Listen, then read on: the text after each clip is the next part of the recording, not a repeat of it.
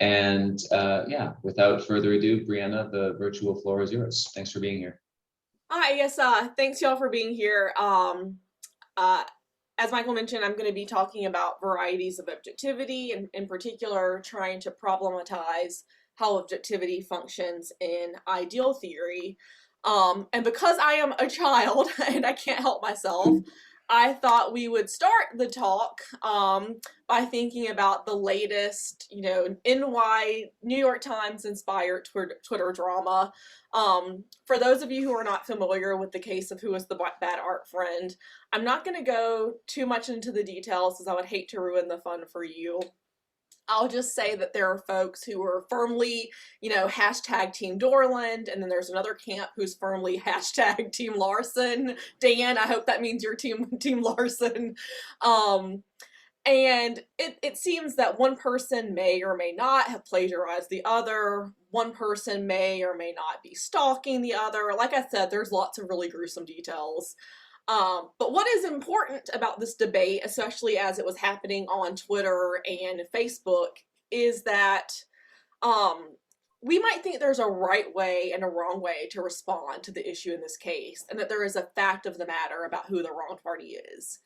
And as with all debates, I think a really common way of shutting down people who disagree with you is to accuse your interlocutor of a failure of objectivity. And so, because for me, where I am, it's super early, I thought we would start with a little interactive, brain warm-up exercise. And so I want to take, 30 seconds to a minute just to pause and have us reflect on what comes to mind when you think about objectivity, or what do you think we mean when we describe objectivity? And I actually want you to write some stuff down. So I'm going to wait for 30 seconds. I'm going to give you some time to jot down what comes to mind when you describe someone as being objective or failing to be objective.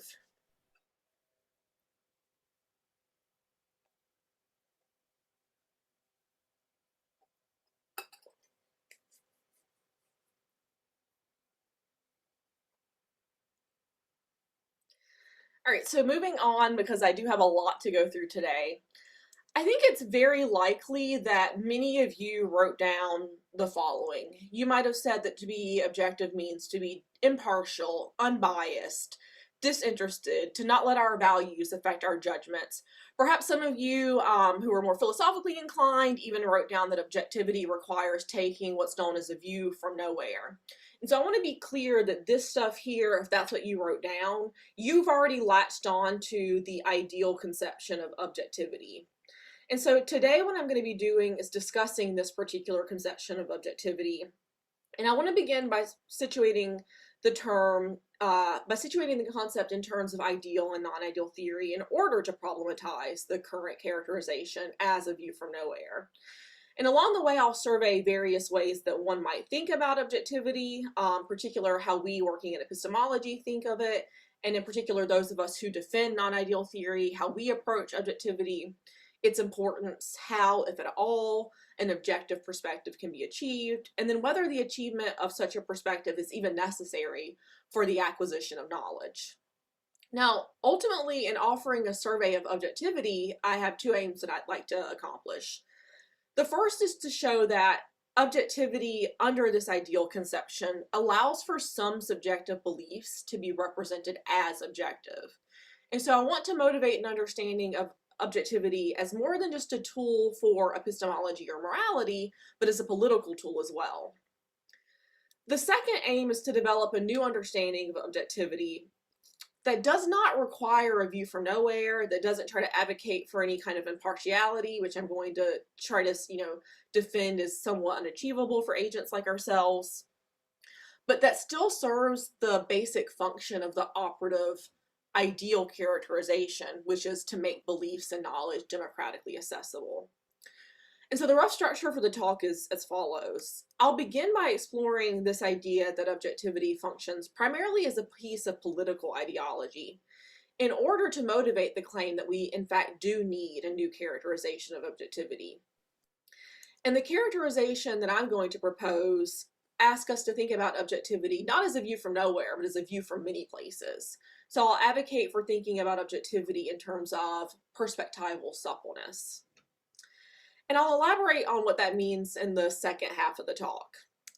And then finally, I want to propose a method of inquiry that actually allows us to capture this sort of objectivity, one that makes use of the method of reflective equilibrium, which tends to do a bit more work in ethics and morality. I'm going to try and make it do some work for us in epistemology. And so for now, I just want to take a moment and pivot just to say a little bit about what ideal theory is, because I don't want to assume that everybody knows. So ideal theory is meant to specify what some phenomenon might be like under ideal conditions or under a set of idealized assumptions. And ideal theory exists in numerous domains, but it's perhaps most notable in our analyses of justice. So for instance, John Rawls's 1971 A Theory of Justice is an account of justice developed under ideal theory. And so when we take ideal theory and we apply it to epistemology, what we do is we ask questions like, under what conditions can S be said to know that P? And we tend to take ourselves, I think, to be asking under ideal conditions, when can S be said to know that P? And working backwards from that question, we arrive at certain idealized concepts and conditions for knowledge. So for instance, in answering the question of when can it be said that S knows P, we might say something obvious and straightforward, like S can know that P when P is in fact true. But we also might want to speak to and exclude factors that might somehow obstruct the truth of P from S's view. So we might add that S needs to be impartial or disinterested with respect to the truth of P.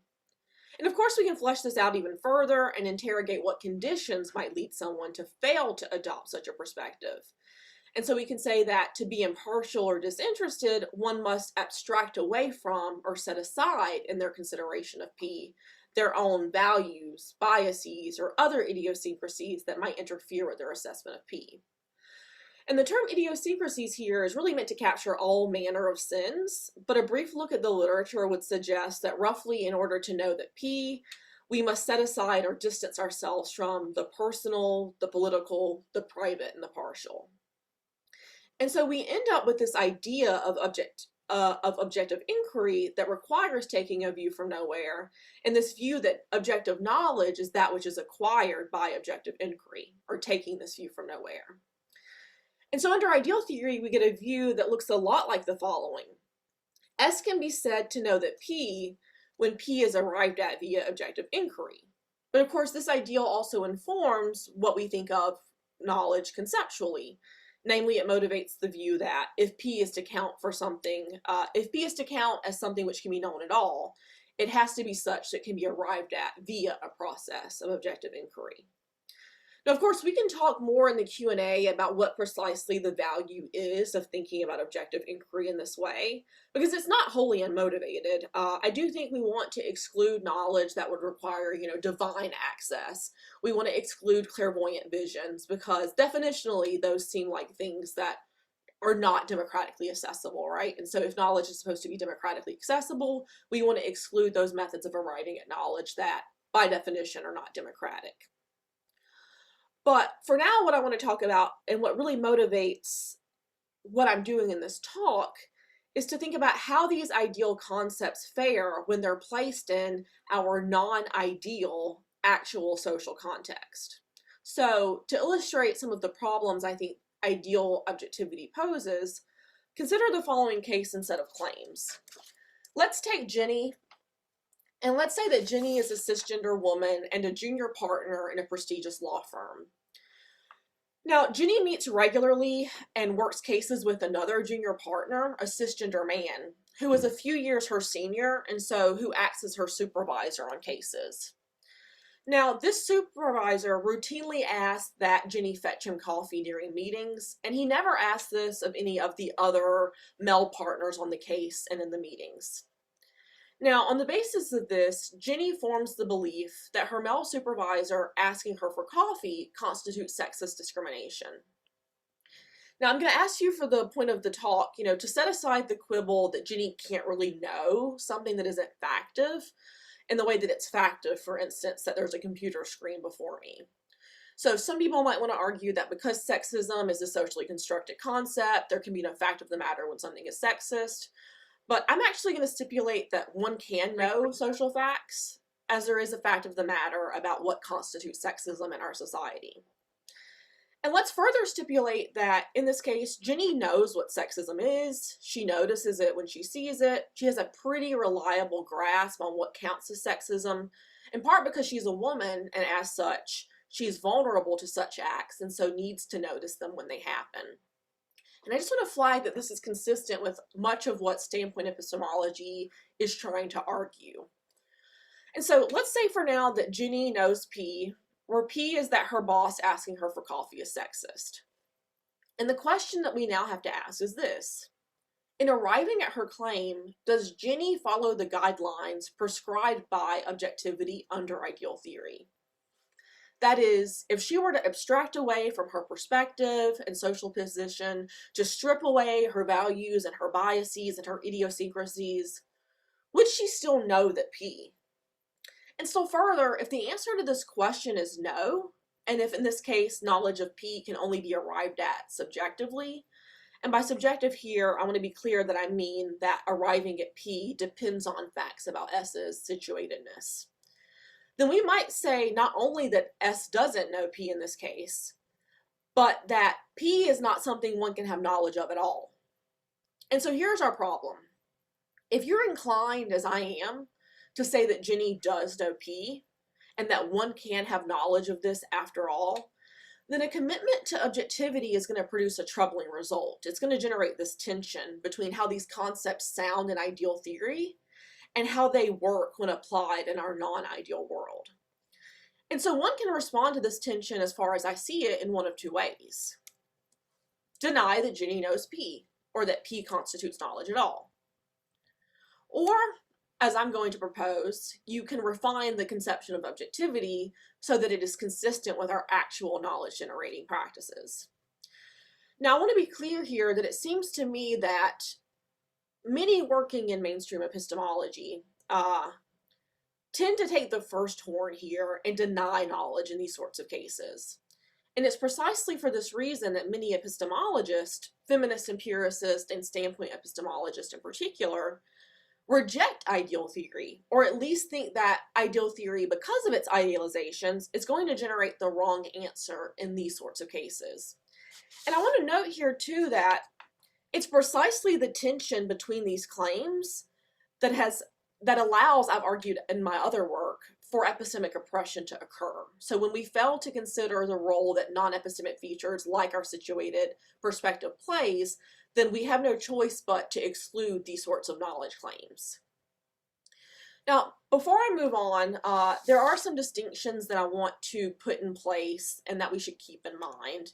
I want to be very clear here that my target in the remainder of the talk is a kind of objectivity that concerns principally epistemologists. Now, Lorraine Daston has a very lovely and thorough survey of the conceptual history of objectivity. And there she distinguishes between aperspectival objectivity on the one hand. So this is the sort of objectivity which is meant to capture the extent to which one's justification for some claim is independent of the contingencies of the claimant's personal character and context. So she distinguishes between aperspectival objectivity on the one hand and ontological objectivity on the other, or the extent to which objects are real and independent of their appearance to us. Now, to some extent, there is a presupposition in the epistemological literature that aperspectival objectivity is what secures ontological objectivity. That is to say, one is more likely to get at the truth about the independent reality of P to the extent that one's belief that P is aperspectivally acquired. And this sort of analysis seems to bear out in some of the literature that's ongoing today, in particular work being done on social construction. And so here I have excerpted a passage from Sally Haslinger's Ontology and Social Construction. And so what she notes here is that there's a presumed relationship between what is objectively knowable and what is independently real, such that X is independently real just in case it can be objectively known, and consequently, if X can't be objectively known, then we might deny that X is in fact independently real.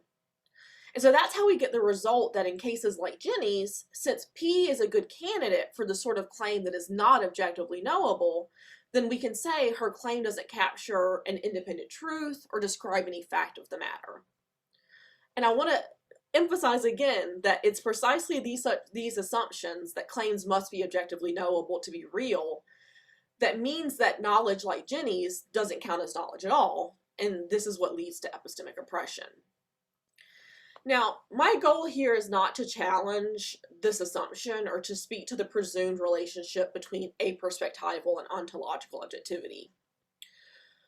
Rather, the goal here is to interrogate the ideal of aperspectival objectivity and that such aperspectival perspectives are necessary for the achievement of knowledge. And so I think the most helpful thing to do is to start by considering what purpose and role the notion of ideal objectivity plays in the actual non-ideal world. And I think doing so is what will allow us to investigate whether the ideal enables or thwarts knowledge. And then, of course, I'll consider whether this ideal is actually even achievable given the sort of agents that we are.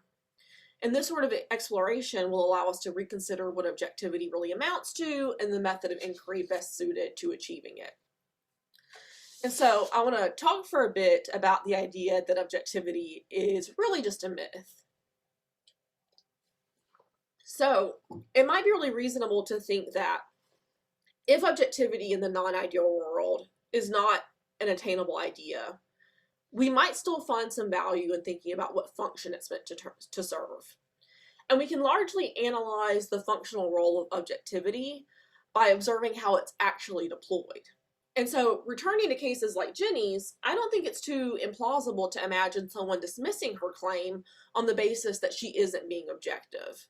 In fact, it seems to me that that's one of the most common usages of objectivity. It's used to combat claims about racism or sexism and other forms of discrimination. The assumption being that to arrive at beliefs that something is sexist or racist, one cannot take on a view from nowhere in generating those claims. And so, in asking what the functional role of objectivity, I think we find a clear answer in that it preserves the status quo. And one might ask here, well, how does it do that? I think objectivity in its ideal conception preserves the status quo in one of two ways. Either it presupposes the objectivity of already established frameworks or certain epistemic agents that we already regard as objective, or it allows us to dismiss claims that fail to be objective, and so by extension, to exclude knowledge claims. Now, as an illustration of the first sort, take the research of Philip Rushton. This is my favorite go-to case because Philip Rushton is Canadian, and so it's like the one win that Americans get, that this really awful research that I'm about to describe was done by a Canadian, not an American. So here's what Philip Rushton was studying. He was looking at the relationship between the size of male genitalia, which he claimed inversely correlates with intelligence. And on the basis of this research, Rushton claimed that because Black people have larger genitalia, that means they're less intelligent. And doing a cross-racial analysis, he concludes that Black people are less intelligent than whites, who are themselves less intelligent than, I quote here, Orientals. Now, as Lorraine Code observes, in responding to criticisms of racism, Rushton retreated to claims that his research was objectively conducted. And in doing so, what he means to be communicating is these facts can't be disputed. In truth, though, the research was undertaken in order to find confirming evidence of the intellectual inferiority of Black people because the dominating research program at the time was biological determinism. Or consider the second sort. And as an illustration, take Patricia Williams's attempts to publish a paper in which she describes being denied entry into a Benetton's located in New York City. So for anyone unfamiliar, this is one of those really ritzy stores where you have to press a buzzer and someone lets you in.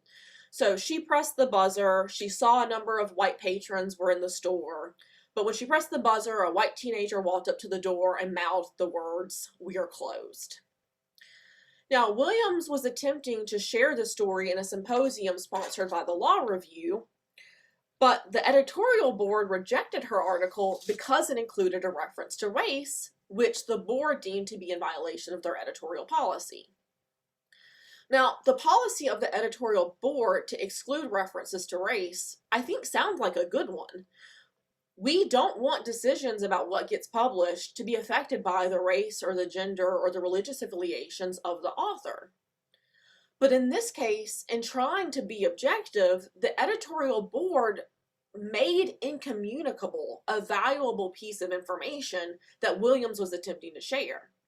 As it happens, in her case, including a reference to race is relevant to grasping the explanation of the anti-Black racism that she and other Black people experience. And so I want to be clear here that these really function as two sides of the same coin. The moment that you presuppose that some people are objective inquirers, then anyone who fails to meet that category, by definition, can't be an objective inquirer. So a commitment to one is going to produce this sort of shadow effect on the other hand. Now, I think it's in virtue of this function of objectivity that it's really no more than a political tool that allows those in power to smuggle in subjective beliefs under the guise of impartiality. As Rebecca Kukla writes, objectivity is not a politically neutral option in epistemology. Rather, it is a piece of ideology fueled by a history of specific interest and usually accepted without any argument or critical interrogation. That is to say, our concept of objectivity and what is objective already reflects certain values and presuppositions about what and who is objective. But that it functions to exclude those beliefs that conflict with or in tension with existing belief forming practices or accepted bodies of knowledge is sort of what allows the operative power structures to become calcified. So as Lorraine Code writes, the rhetoric of objectivity and value neutrality, it places a burden of proof on the challenger rather than the fact finder, and it judges her guilty of intolerance, dogmatism, or ideological excess if she cannot make her challenge good. So in short, what we see is that objectivity creates an unfair burden for those who are outside of the existing power structures, while also providing a pathway for those who are in power to add to our knowledge base, and moreover, to add knowledge which further entrenches the existing structure. So it seems pretty clear to me that there's at least one sense in which objectivity is just a political tool that's used to reflect and embed certain power structures. But I think if we situate this understanding of objectivity in relation to Barth's work on myths, we see how it functions largely as a myth that's meant to hide the fact that it's bringing in subjective beliefs under the guise of impartiality. And so I want to, just a brief history, I won't spend too much time here. But for Barth, myth functions primarily as a story used by the petite bourgeoisie to hide that they're the petite bourgeoisie. Similarly, objectivity is one of these myths that allows the powerful to hide that what they represent as objective is in fact subjective. And it hides that it's a tool used to maintain the status quo by discounting that which would challenge it. So the myth of objectivity starts with an idea that an objective perspective is in fact an achievable one, and that therefore there are some agents who can actually achieve this perspective. And the question then becomes, well, who are these people who actually who are objective? The construction of this myth requires an answer to be complete, but who can give an answer but those who are already in power? And especially because, as Marx and Barth both note, those in power have the ability to shape how we interpret the world. I'm teaching an advanced seminar this semester, and we're actually looking at ideology and the construction of the world. And my students just wrapped up the German ideology. Their brains are broken, bless their hearts. But they reminded me of this really great quote in the latter half of part one that I wanted to share that I think really nicely represents what objectivity is doing. But what the power class needs to do is represent its interest, and I'm quoting Marx here, as the common interest of all the members of society that is expressed in ideal form. It has to give its ideas the form of universality and represent them as the only rational and universally valid ones. And this myth of objectivity plays that role. It's what allows them to represent as universal the beliefs that they arrive at. Now, of course, the problem here should be obvious. Those who are in power have interests just like anybody else. There's no reason to think that those in power have special or unique abilities unavailable to others to directly access the truth. There's no reason to think that they're uniquely equipped, unlike other people, to strip away their values and biases and to shrug off their embodied perspective. And yet, that's precisely what objectivity allows them to represent themselves as doing. And so thinking about objectivity as a myth and not just as an ideal allows us to see that it functions the way that many other myths in the Barthian sense do. Objectivity depoliticizes and dehistoricizes the concept, emptying it of its historical or material origins. And so we sort of fail to see that if the world had evolved differently and if different people were in power, we would regard a different class of people as being the ones who are objective. But it also offers an alibi. It justifies those actions and beliefs of those in power, as we see with the Philip Rushton research. And it legitimizes and it naturalizes certain attitudes that we take towards the world and towards other people. So by ascribing objectivity to some claim, it immunizes that claim from attack. Especially because when we take some claim to be the product of objective inquiry, we treat it as reliably true. So if objective research really has proved that Black people are intellectually inferior to other people, then that might legitimize certain ill treatment, on the worst end, but it also might just justify inaction or apathy or not taking certain interventions. And so objectivity in its ideal conception largely functions to distort and misrepresent. It leads us to believe that to count as knowledge, a claim must be arrived at through an abstraction that may not be possible for the sort of creatures that we are.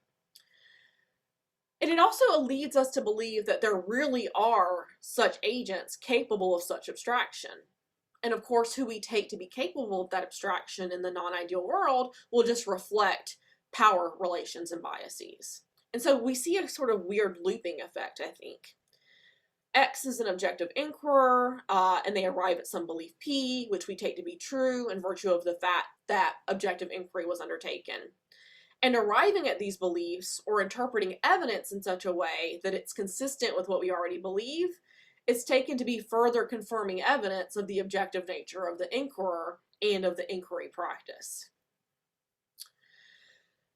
Now, pivoting away from this and trying to develop a new account, I want to acknowledge that it might be really reasonable to think here that we should just give up the ideal of objectivity, especially if it largely functions in the way I'm suggesting as a method for preserving the status quo. But I want to be clear that that's not my view, actually. I don't think we should give up the idea of objectivity altogether. I think we should give up the idea of objectivity conceived as a view from nowhere. Ideal theory suggests that we abstract from facts about ourselves. But what should be clear from the above is that the personal and private, the political and the partial, they do affect which knowledge claims get taken up, who is regarded as a capable epistemic agent, which areas of inquiry are seen as worthy of investigation, and so on. And so what we know, who counts as knowing, what counts as objective knowledge, already in a non-ideal world, does reflect facts about the operative values and biases. But I think rather than denying, as ideal theory does, any role for these features, we should look for an account that makes space for them and accommodates them and uses them as checks against each other. So rather than trying to advocate for a view from nowhere, I think we should try to acknowledge that we're flawed, acknowledge that we're embodied, acknowledge that values and biases play a role in the knowledge acquisition process, and make those things do work for us. But before I develop that account, I really want to very, very briefly say why I think it's worth hanging on to some idea of objectivity at all. So Paraphrasing Sharon Krasnow, who herself has done some work on this topic, inquiry that is value-free is meant to eliminate the evils of ideology. But of course, that's true of objectivity in its ideal formulation and application. But if I'm right that the notion of objectivity is itself not value-free, then one might reasonably worry that objectivity does not only not eliminate the evils of ideology, but it disguises those evils and masks or misrepresents them as objective. And so rather than eliminating the evils of ideology, objectivity might grease the wheels for those evils to enter into the common ground and become a part of our accepted knowledge base. But as Rebecca Kukla observes, and here she is largely talking about ontological objectivity, there is some extent to which the ideal should govern our inquiry process. In part because knowledge is a public good. It's meant to be social, it's meant to be shared, and our beliefs and evidence as such must withstand scrutiny from others. Or to use her language, warrant or justification must be democratically accessible. So in short, here are two main reasons to remain committed to some version of objectivity. The first is that it makes shared public knowledge possible. And the second is that it demands that our justification for belief and that our beliefs themselves be communicable and answerable to others. And so if we want to preserve some form of objectivity that nets us these goals, but that simultaneously acknowledges that the ideal formulation doesn't work, then there are two questions we have to answer. The first is what form of inquiry will, as much as possible, allow us to arrive at knowledge that does eliminate these evils? And the second is, how can we offer a characterization of objectivity that reflects this form of inquiry? And so to get clear about what I want to be really, really clear about what I don't want and what I'm rejecting and why.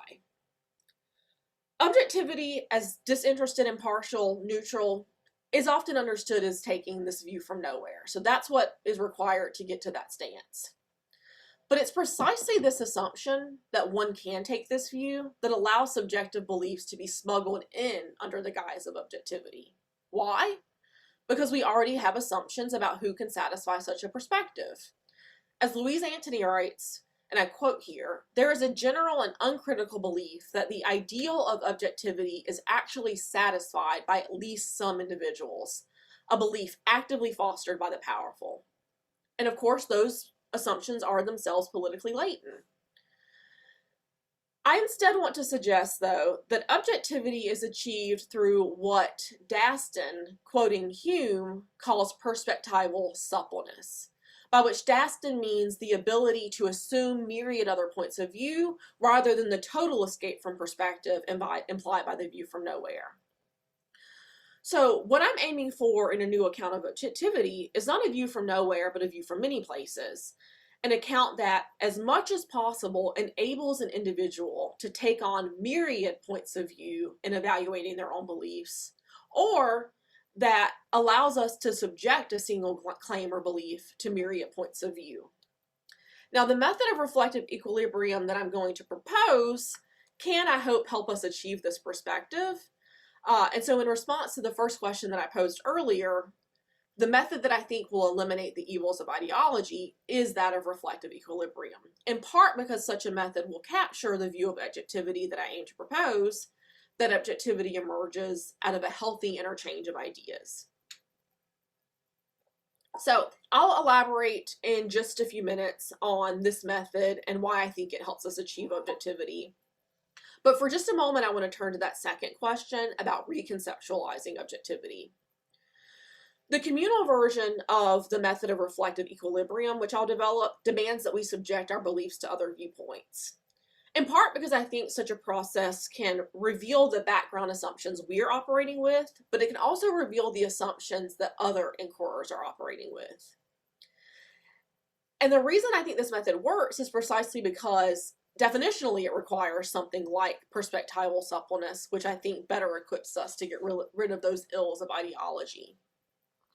And so in my view, objectivity just is perspectival suppleness, And those beliefs, and objective beliefs are those which have been tested against the belief systems of others and have managed to survive scrutiny. And I'll talk about what that means shortly too. Really quickly though, I just want to say where what I'm doing slots into the existing literature. So consider first the conception of strong objectivity developed by Sandra Harding. This version demands that the subject of knowledge, or the inquirer, be subjected to the same critical plane as the object of knowledge. In short, strong objectivity says that we should, as MC Hammer so eloquently put it on Twitter, we should measure the measurer. By this, Harding means that the subject of knowledge, the individual and the historically located social community whose unexamined beliefs its members are likely to hold unknowingly, those have to be interrogated just as much as the belief itself when we're trying to determine whether a belief is objective.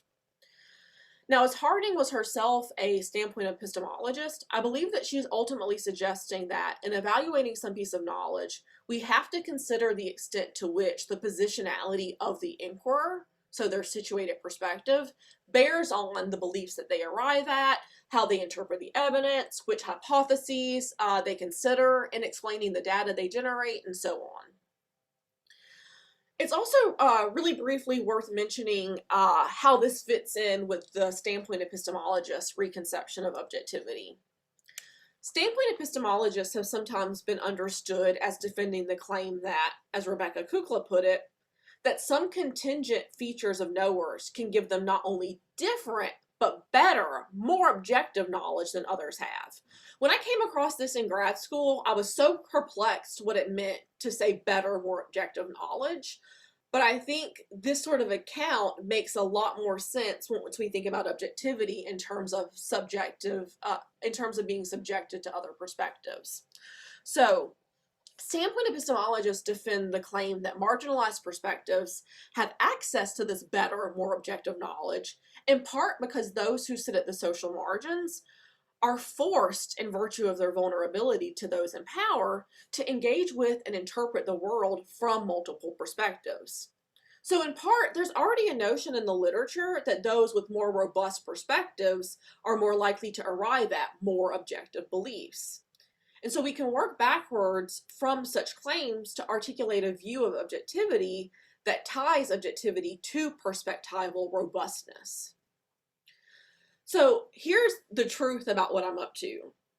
Really what I'm looking for in an account of objectivity is a way to gently encourage those who are dominantly situated, and so who are more likely to be perspectivally barren, to engage in the sort of perspective-taking practice that those in the margins are already required in virtue of their vulnerability to participate in.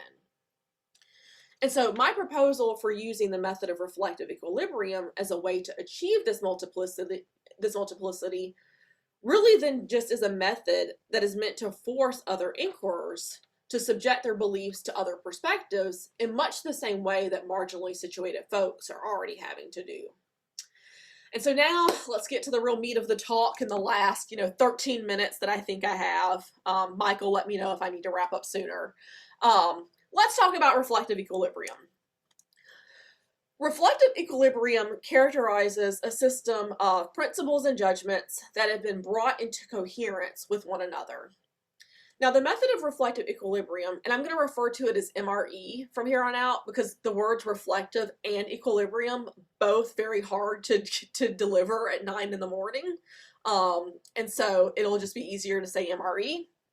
But MRE is perhaps best understood as a process of working back and forth among our considered judgments in order to either, 1, revise our rules and principles in case they yield an inference that we're unwilling to accept, or 2, to reject an inference if it conflicts with a rule or principle we are unwilling to amend. Now, ultimately, the MRE is a view about the justification of our moral judgments, wherein our moral judgments are justified just in case they cohere. The key idea underlining this view of justification, though, is that we test various parts of our systems of belief against other beliefs that we hold, looking for ways in which some beliefs support others, seeking coherence among the widest set of beliefs possible, and then revising and refining them at all levels when challenges arise to some other level. Now, the MRE is usually exercised intrapersonally by an independent agent. So take for instance some agent S, and let's say that they have the following belief set, L, M, N, O, P.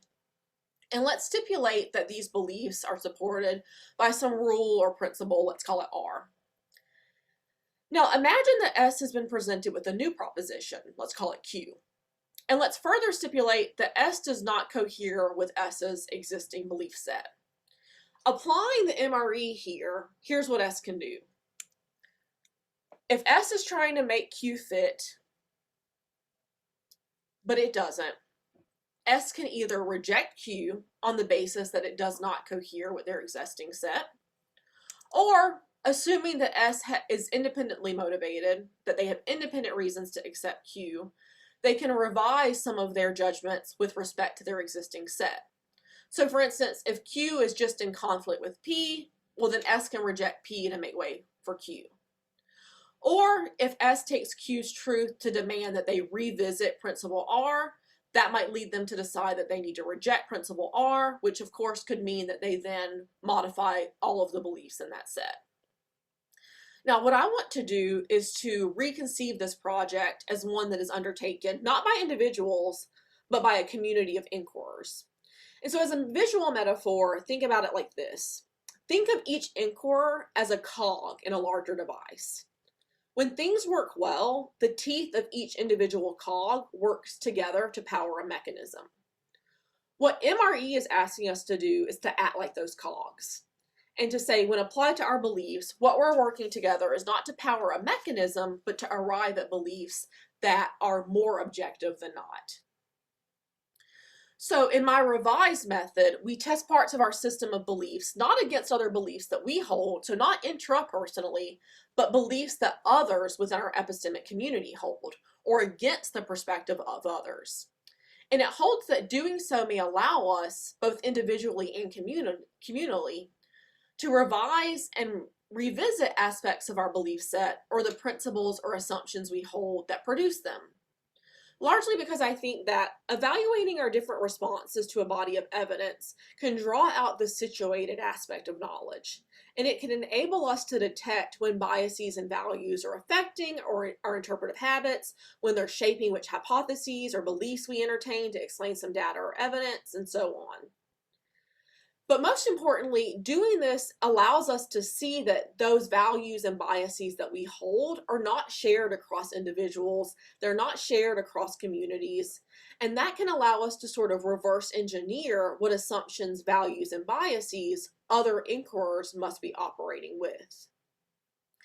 And so I hope that the method of reflective equilibrium allows us to obtain some degree of objectivity, largely because it allows the situated influence of the initial claim to be drawn out and exposed, but it also subjects that claim to the situated knowledge of others. And those beliefs that can survive such investigation or revision, those are the ones that we should think of as good candidates for being objective. So in short, the method of reflective equilibrium, it allows us to measure the measurer, as MC Hammer demanded, but it also allows us to work collaboratively to see which of our beliefs can survive scrutiny. It looks to me that I've got like 2 minutes here, so I think I'm going to, skip one of the cases I wanted to discuss. I was going to talk about the marshmallow case and why that case demonstrates a good candidate for MRE, but I think the personal case probably is easier to latch onto, so I'm just going to go on into that one. I think already we see something like the method of reflective equilibrium being done in science, but I also want to make it clear what it looks like when we subject our own beliefs to these sort of scrutiny. And when I'm trying to develop some of these philosophical approaches, it helps me to understand what I'm doing to start with like my own personal case. And so I want to give an example of what this might look like if you were subjecting your own beliefs to scrutiny. I first learned of the concept of light skin privilege. So the idea that because of one's proximity to whiteness, one is more likely to gain some of the privileges associated with whiteness than those who are darker skinned. From a conversation on Twitter, as a matter of fact, among a couple of Black supremacists. And I'll be honest, when I first learned about the idea, I was pretty resistant. I'd go so far to say that I was even resentful of the idea, especially because for me, growing up in the Deep South, where you're either white or you're non-white, which just means that you're Black, it didn't feel like I had any light skin privilege just in virtue of being light-skinned. But then I took a moment to pause and evaluate the claim that some Black people have light skin privilege, not just from my perspective, but from the perspective of someone who is darker skinned. And so when I tried to get into that particular perspective, I realized that my objection to light skin privilege sounded a lot like the objection some white people make to me when I'm trying to talk to them about white privilege. You know, I grew up in the South where there are no opportunities. I grew up poor, so it doesn't feel like I have white privilege. And once I saw it from that perspective, I realized that just because they don't feel like they have white privilege doesn't mean they don't. And just because I don't feel like I have light skin privilege doesn't mean that I don't. And so by subjecting my belief to these multiple perspectives, I was able to see that light skin privilege is a real phenomenon, number one. But it also allowed me to see light skin privilege as being much more robust than one's being captured initially. So it's true that there's light skin privilege, but it functions a lot differently than white privilege, largely because light skin privilege comes with certain cost.